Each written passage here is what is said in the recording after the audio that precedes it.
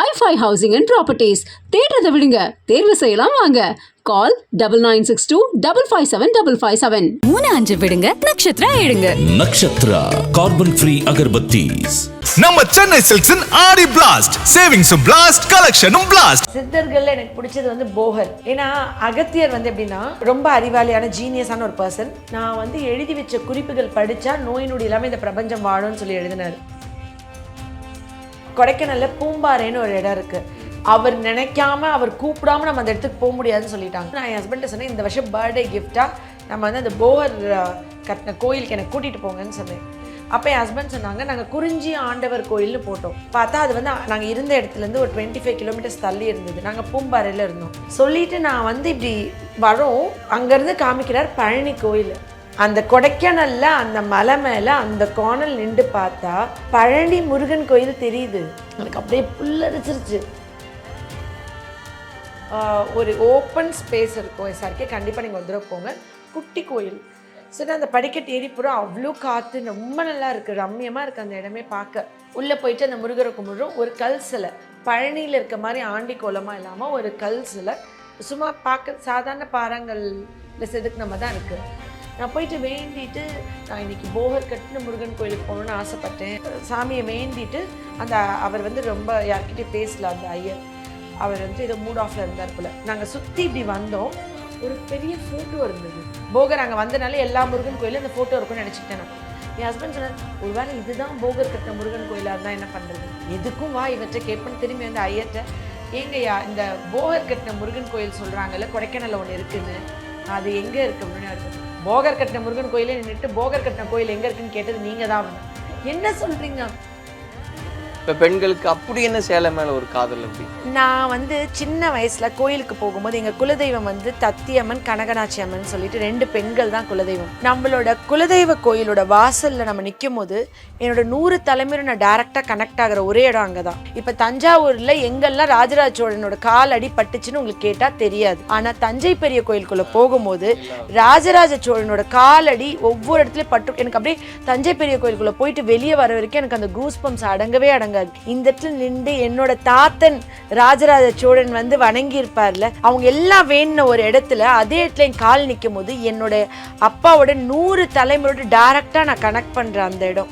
அங்க நின்று நான் அந்த அம்மனை சாரியோட பார்க்கும்போது எவ்வளோ ஒரு வைப் இருக்கும் தெரியுங்களா, எமோஷன்ஸ். என்னோட டேபிள்ல நீங்க பார்க்கணும், முருகன் என்னுடைய ரொம்ப ஃபேவரட். சித்தர்கள்ல எனக்கு பிடிச்சது வந்து போகர். ஏன்னா அகத்தியர் வந்து எப்படின்னா ரொம்ப அறிவாளியான ஜீனியஸான ஒரு பர்சன். நான் வந்து எழுதி வச்ச குறிப்புகள் படித்தா நோய் நொடி இல்லாமல் இந்த பிரபஞ்சம் வாழும்னு சொல்லி எழுதினார். ஒரு படி மேலே கொஞ்சம் திமிர் பிடிச்சவர் நம்ம போகர். நான் எழுதி வச்சதை படிக்கணும்னு இல்லை, என்னை வந்து பார்த்தாலே, நான் செய்த சிலைகளை பார்த்தாலே உங்களுக்கு நோய்கள் குணமாகும்னு சொன்னார். அதனால் என்ன பண்ணாருன்னா நவபாஷான சிலைகள் செஞ்சார் பழனியில். அப்புறம் கொடைக்கானல் ஒரு சிலை இருக்குது, 2 சிலை இருக்குது தெரியுமா? கொடைக்கானல்ல பூம்பாறைன்னு ஒரு இடம் இருக்குது. எனக்கு வந்து ரொம்ப ஆசை, எனக்கு போகர் ரொம்ப பிடிக்கும். போகர் கட்டின கோயில் அந்த பழனி போகும்போது அவரோட இன்னொரு சிலையை பார்க்கணும் எனக்கு ஆசை. எனக்கு இந்த சித்தர்கள் வந்து ரொம்ப பிடிக்கும். அப்போ அங்கே போகும்போது நான் என் ஹஸ்பண்ட்டை சொன்னேன், இந்த வருஷம் பர்த்டே கிஃப்டாக நம்ம வந்து அந்த போகர் கட்டின கோயிலுக்கு எனக்கு கூட்டிகிட்டு போங்கன்னு சொன்னேன். அப்போ என் ஹஸ்பண்ட் சொன்னாங்க, நாங்கள் குறிஞ்சி ஆண்டவர் கோயில்னு போட்டோம். பார்த்தா அது வந்து நாங்கள் இருந்த இடத்துலேருந்து ஒரு 25 கிலோமீட்டர்ஸ் தள்ளி இருந்தது. நாங்கள் பூம்பாறையில் இருந்தோம். அப்போ சொன்னாங்க, அந்த கோயில் வந்துட்டு ஒரு கிறிஸ்டியன் ஃபாரின் லேடி வந்து ஹிந்துவாக கன்வெர்ட் ஆகி முருகனோட அருள் இது பண்ணி கட்டியிருக்காங்க. அது நம்ம போயிட்டு வர்றதுக்கு 1 டே ஆயிரும். நாங்கள் ஈவினிங் வந்து ஒரு பார்ட்டி அரேஞ்ச் பண்ணியிருந்தோம் மதுரையில். என் ஹஸ்பண்ட் வந்து சர்ப்ரைஸாக ஒன்று வச்சுருக்காரு. ஸோ நம்ம மதுரைக்கு போகணும், அவர் இந்த பார்ட்டின்னு சொல்லாமல் நம்ம மதுரைக்கு போகணும், அங்கே வந்துட்டு எனக்கு முக்கியமான வேலை இருக்குதுன்னு சொல்லிட்டு கூட்டிகிட்டு போகலன்ட்டார். எனக்கு ஒரே கவலையாயிருச்சு. நாங்கள் அந்த ஒரு ப்ரைவேட் ரிசார்ட் லக்ஸ் கிளாம்னு ஒன்று ஸ்டே பண்ணியிருந்தோம். அங்கேருந்து வரும்போது பார்த்தா ஒரு இடத்துல நிப்பாட்டினார். பர்த்டேனால பூவாங்க பார்த்தா அங்கே ஒரு முருகன் கோயில் இருந்தது. இந்த முருகன் கோயிலுக்கு போகலாமே நம்ம அப்படின்னு கேட்டார். நான் சொன்னேன், எனக்கு போகர் கட்டின முருகன் கோயிலுக்கு தான் போகணும், ஏதோ ஒரு முருகன் கோயிலுக்கு நான் போக மாட்டேன், எனக்கு இன்றைக்கி அதுக்கு தான் போகணும்னு ஆசையாக இருக்குன்னு சொன்னேன். அந்த இடத்துல நின்றுட்டு சரி ஓகே உனக்கு இஷ்டம்லாம் பரவாயில்லன்னு முன்னாடி வந்தார். பூவாங்க கதவை திறந்து நான் இறங்க போமா பார்த்தா கீழே ஃபுல்லாக மழை தண்ணி தேங்கி சகதியாக இருந்தது. என்னால் கால் வைக்க முடியல. ஸோ கொஞ்சம் ரிவர்ஸ் வர வேண்டியது. ரிவர்ஸ் வந்தால் திருப்பி அந்த படிக்கட்டிலே வந்து நின்றோம். என் கணவர் சொன்னார், ஏதோ ஒரு முருகன் கோயில் போகணுன்னு சொன்னேன். ஆனால் இவர் 3 தடவை, தடவை போய் நிப்பாட்டும் போது ஒரு பைக்குக்காரங்க பைக் எடுக்கணும்னு சொல்கிறாங்க. ஸோ திருப்பி ரிவர்ஸ் எடுக்கிறோம். இப்படியே 3 தடவை ஆகுது. அங்கே இறங்கினவுடனே அவர் சொல்கிறாங்க, இந்த கோயிலுக்கு போயிட்டு வந்துடுவோன்னு சொல்லிட்டு. ஒரு ஓப்பன் ஸ்பேஸ் இருக்கும் எஸ்ஆர்கே, கண்டிப்பாக நீங்கள் ஒரு தடவை போங்க. குட்டி கோயில்.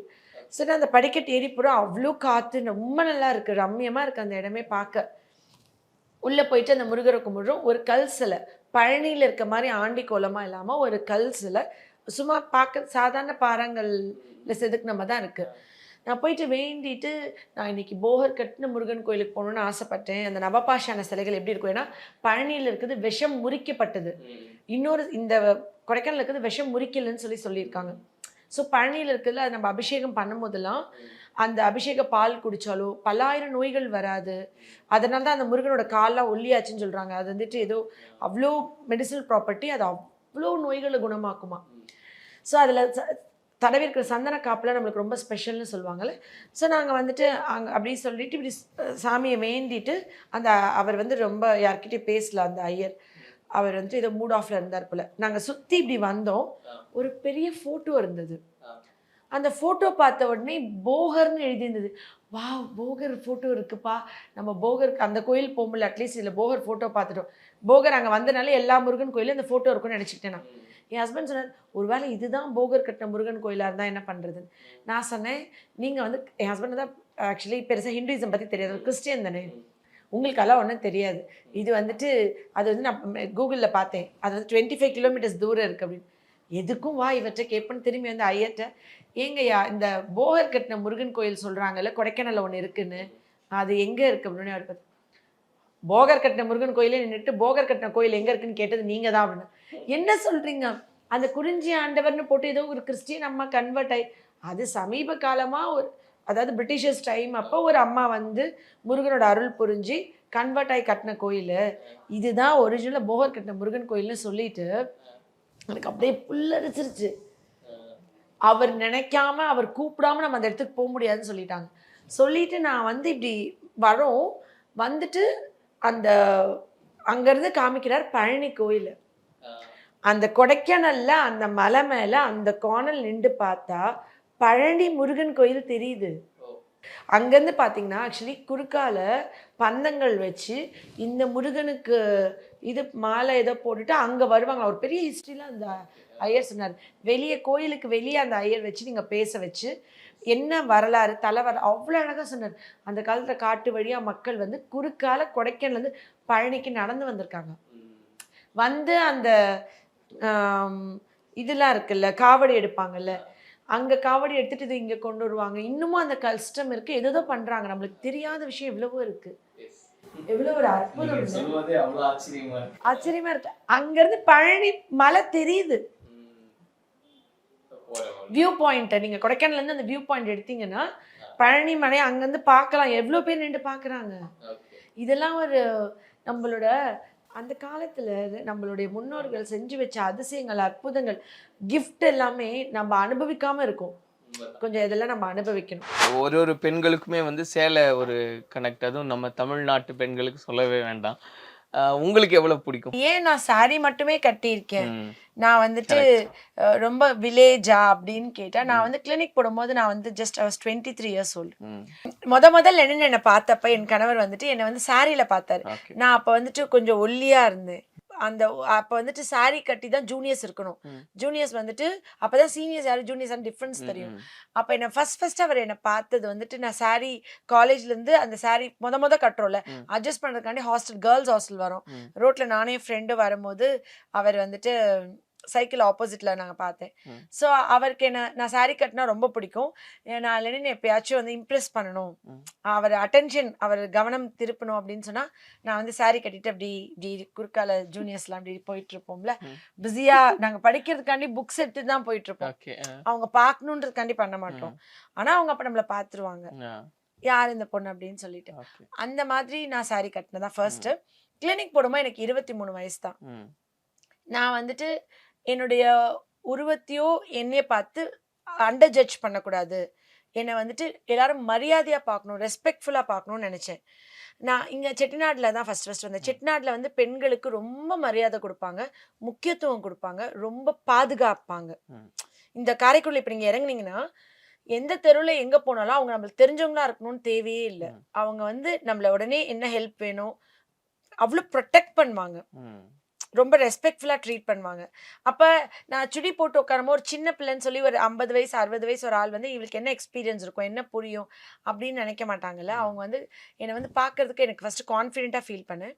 அண்ட் என்னை மரியாதையாக தான் பார்க்கணுன்னு நான் நினச்சேன். சுடி ஜீன்ஸ் அப்படி போட்டு கூட என் ஃப்ரெண்ட்ஸ்லாம் டாக்டர்ஸ் ஓபி பார்க்குறாங்க சென்னையில் சிட்டிஸ்லலாம். அவங்க அதில் கான்ஃபிடென்ட்டாக இருக்காங்க. ஏன்னா சென்னையில் ஆல்மோஸ்ட் எல்லாரோட ட்ரெஸ்ஸிங் கோட் அப்படி தான் இருக்குது. எனக்கு வந்து என்னுடைய பாரம்பரியத்தையும் என்னோட அடையாளத்தையும் விட்டு கொடுக்கறதுல எப்பயுமே உடன்பாடு இல்லை. I want to be identified. So நான் ரொம்ப கிராமத்து டைப்பு, ரொம்ப வந்துட்டு ஓல்டு ஃபேஷன் சொன்னால் எனக்கு அதில் பிரச்சனை இல்லை. நிறைய பேர் சொல்லுவாங்கல்ல, நான் ரொம்ப குட் கேர்ளாக இருந்தேன், நான் ரொம்ப ஒழுக்கமாக இருக்கேன். ஸோ வாட், நம்ம அப்படி தான் இருக்கணும்னு நான் நினைக்கிறேன், நான் அதை நம்புகிறேன். அப்போ எப்பயுமே மரியாதையாக என்னை வந்து ட்ரீட் பண்ணுறதுக்கும் வெளியே போடும்போது நான் கான்ஃபிடென்ட்டாக ஃபீல் பண்ணுறதுக்கும் எனக்கு இந்த ஆடை வந்துட்டு ரொம்ப ஃபுல்லாக இருக்குது அண்ட் ஃபுல்லி கவர்டாக இருக்குது. நான் கான்ஃபிடென்ட்டாக எங்கே வேணால் போகலாம். நான் வந்துட்டு சுடி போட்டிருந்தேன்னா எப்படி இருக்குன்னு நான் அட்ஜஸ்ட் பண்ணிகிட்டே இருக்கணும்லாம் தேவையில்லை. அதனால இதுல கான்ஃபிடன்ஸ், ரெஸ்பெக்ட் எல்லாமே நம்ம அந்த துணியில இருக்கு அப்படின்னு பாக்குறோம். இன்னும் நம்ம ரொம்ப அழகா கோயில்கள்ல சிலைகள், அது என்ன அப்படி ஒரு ஆசை? அந்த கேள்வி வந்துடும் பொதுவா. இப்ப பெண்களுக்கு அப்படி என்ன சேலை மேல ஒரு காதல் அப்படின்னு? நான் வந்து சின்ன வயசுல கோயிலுக்கு போகும்போது எங்க குலதெய்வம் வந்து தத்தியம்மன், கனகநாச்சி அம்மன் சொல்லிட்டு 2 பெண்கள் தான் குலதெய்வம். தத்தியம்மன் வந்து சிஸ்டர், அவங்க தான் எங்களுக்கு குலதெய்வம். கனகநாச்சி அம்மன் வந்து அக்கா, பெரிய தங்கச்சி, இவங்க அக்கா. அக்கா வந்து எங்க அம்மா வீட்டு சைட்ல அவங்களுக்கு குலதெய்வம். மொத அங்க போகும்போது சாமிக்கு அலங்காரம் பண்றாங்க நம்மள வெயிட் பண்ண வச்சிருவாங்க. அலங்காரம்லாம் முடிச்சு ஓப்பன் பண்ணும்போது அழகா நம்ம கொண்டு போன பட்டு புடவையை போட்டு நகைகள் போட்டு காமிச்சாங்க. நம்மளோட குலதெய்வ கோயிலோட வாசல்ல நம்ம நிக்கும் போது என்னோட 100 தலைமுறை நான் டைரக்டா கனெக்ட் ஆகுற ஒரே இடம் அங்கதான். எப்படி சொல்லுங்க, என்னோட 100 தலைமுறை, எனக்கு முன்னாடி வாழ்ந்த 100 தலைமுறைய நான் ஒரே நேர்கோட்ல கனெக்ட் ஆகுற இடம் வந்து என்னோட குலதெய்வ கோயிலோட வாசல். ஏன்னா நம்ம முன்னோர்கள் வழிபட்ட அப்படி இல்ல, என்னோட தாத்தா, என்னோட கொள்ளு தாத்தா தாத்தா எல்லாமே அந்த குலதெய்வ கோயிலோட வாசல்ல அந்த இடத்துல நின்று சாமி கும்பிட்டுருப்பாங்க. டைரக்டா நான் வந்து என்னுடைய ஜெனட்டிக் இவங்களோட கனெக்ட் பண்ற அந்த ஒரு, அதாவது என் அப்பா இப்போ உயிரோட இல்லை, ஆனா என் அப்பா உயிரோட இருக்கும்போது என்னோட குலதெய்வ, இப்ப தஞ்சாவூர்ல எங்கெல்லாம் ராஜராஜ சோழனோட கால் அடி பட்டுச்சுன்னு உங்களுக்கு கேட்டா தெரியாது.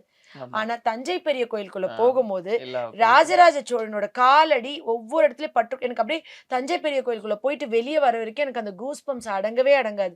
அவர் கால் இங்க பட்டிருக்கும், அவர் கால் இங்க, அவர் நடக்காம ஒரு இடத்துல இருந்திருப்பாரா, அவரோட பாதம் படாம, ஷியோரா இந்த இடத்துல அவர் பாதம் பட்டுக்கணுமா, அந்த இடத்துல ராஜராஜ சோழன் பட்ட அதே இடத்துல நடக்குமோ, நம்ம அவரோட டைரக்டா கனெக்ட் ஆகுறோம். நினைச்சு பார்த்துட்டு நீங்க உள்ள போங்க, அந்த கோயிலுக்குள்ள நினைச்சு பார்த்துட்டு உள்ள போங்க. அவர் வந்து நம்ம வாழ்றது பெருசுல, நம்ம வாழ்ந்து ராஜராஜ சோழன் காலத்திலேயே சம காலத்துல எத்தனை ஆயிரம் மன்னர்களோ வாழ்ந்திருப்பாங்க.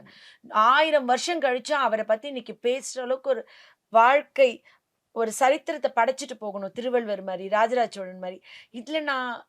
அதுல நான் ரொம்ப கனெக்டட். அதுல வந்துட்டு நீங்க ராஜராஜ சோழனோட அந்த சிவன் பக்கத்துல ரைட் சைட்ல எப்பயுமே சாமி வலது பக்கம் தான் ஆசீர்வாதம் பண்ணும். ஸோ வலது கை பக்கமா நிக்கிறது ஒரு பழக்கம் இருக்குல்ல, கோயில் போகும்போது நம்ம ரைட் சைடு நிற்போம்.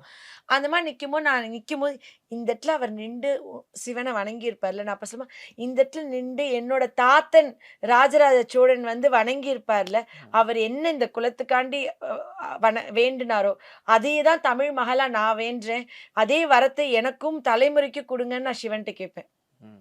தஞ்சை பெரிய கோயில் போகும்போது எனக்கு வேற எதுவுமே கேட்க தோணாது, எனக்கோ ஊருக்கோ நாட்டுக்கோ. எனக்கு எவ்வளோ பெரிய சயின்ஸ், அறிவியல், விவசாயத்திலிருந்து மழைநீர் சேகரிப்புலேருந்து எதிர்காலத்தை உலகத்தையே ஆண்ட அந்த ராஜராஜ சோழனுடைய வேண்டுதல் எவ்வளோ பெருசாக இருந்திருக்கும். அதை விட பெருசாக நான் என்ன உங்ககிட்ட கேட்டு போகிறேன், சிவபெருமானே எனக்கு நீங்கள் அவர் வேண்டிய வரங்கள் எல்லாத்தையும் இந்த தலைமுறைக்கு கொடுத்து ஆசீர்வாதம் பண்ணுங்கன்னு வேண்டுவேன். மொத்தமாக கேட்டுருவேன் அவரோட இதே.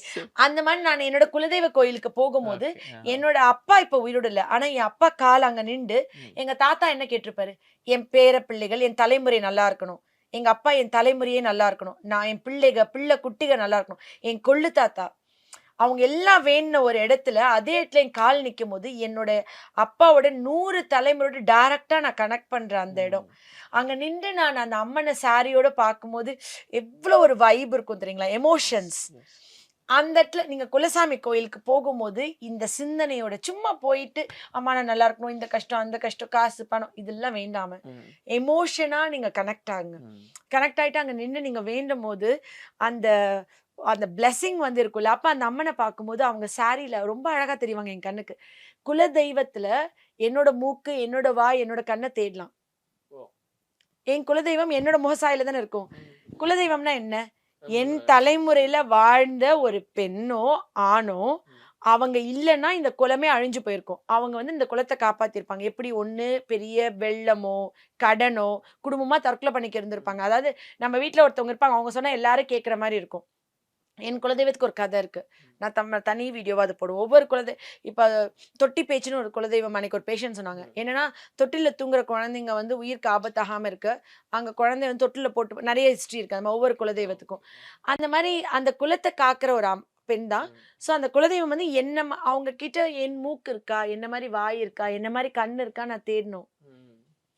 அவங்க கிட்ட என்னோட சாயல் இருக்கும். நான் அதை ரொம்ப ரசிச்சு பார்த்து வளர்ந்தனால என்னோட குலதெய்வத்தை நான் பார்க்கும்போதெல்லாம் அவங்க சாரியில தான் நான் பார்த்தேன்.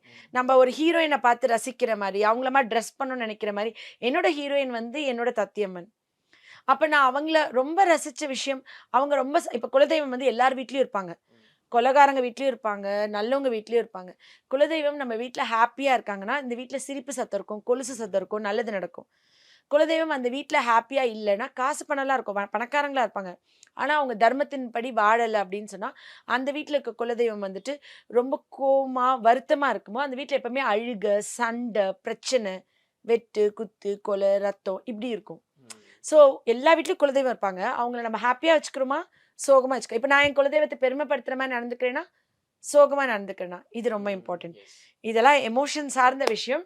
சாரியில் ஆரம்பிச்சு எங்க போயிட்டோம் பாத்தீங்களா? i5 housing and properties. தேடுறதை விடுங்க, தேர்வு செய்யலாம் வாங்க. கால் 9962557557. 3-5 விடுங்க, நட்சத்திரா எடுங்க. Nakshatra carbon free agarbattis. நம்ம சென்னை சில்க்ஸின் ஆடி பிளாஸ்ட், சேவிங்ஸும் பிளாஸ்ட், கலெக்ஷனும் பிளாஸ்ட்.